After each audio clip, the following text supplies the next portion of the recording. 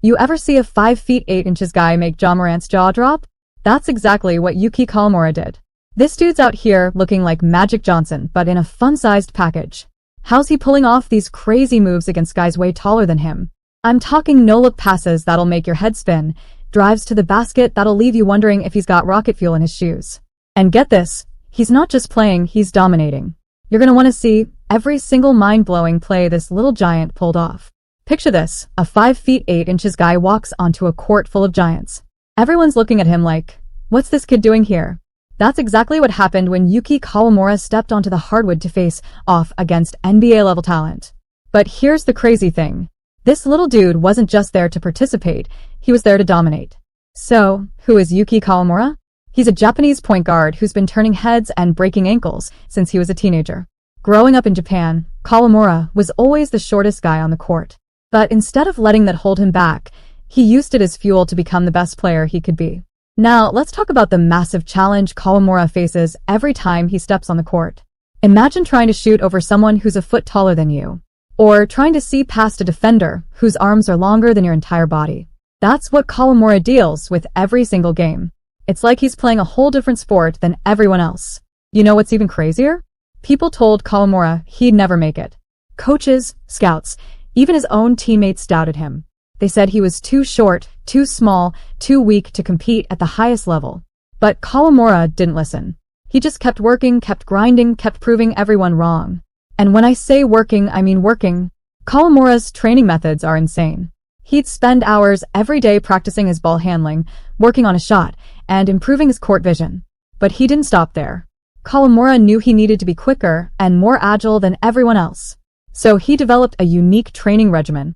He'd run with weights on his ankles, practice dribbling with a tennis ball, and even study martial arts to improve his balance and coordination. All that hard work paid off in a big way when Kawamura got his chance to play against some serious competition. There he was, this 5 feet 8 inches guy from Japan, facing off against players who were way bigger, way stronger, and way more experienced than him. Everyone was waiting to see if he'd crack under the pressure. But you know what happened? Kawamura didn't just hold his own, he straight up dominated. He was zipping past defenders like they were standing still, threading passes through impossibly tight windows, and even finishing at the rim against guys who could probably dunk without jumping. And that's when it happened. Ja Morant, one of the most explosive and talented young players in the NBA, was watching from the sidelines. At first, he was probably thinking, who is this little guy? But as Kawamura kept making play after incredible play, Morant's expression changed. His eyes got wide, his jaw dropped, and he turned to his teammates like, are you seeing this? That's right.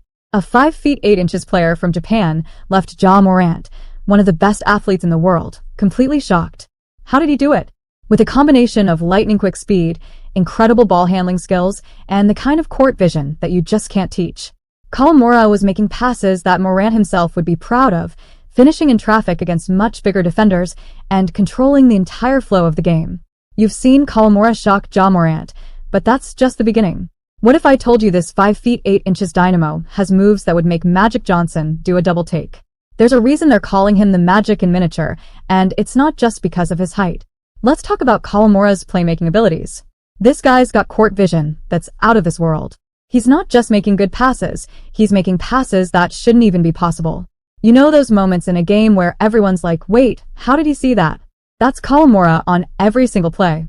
Now imagine being 5 feet 8 inches and trying to pass over or around defenders who are a foot taller than you. It's like trying to throw a ball through a forest of redwoods, but Kawamura, he makes it look easy. He's got this uncanny ability to find gaps that nobody else can see. It's like he's got X-ray vision or something.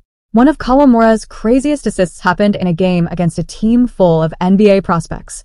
Picture this. Kawamura's got the ball at the top of the key, surrounded by 3 defenders. Everyone's thinking, okay, he's trapped.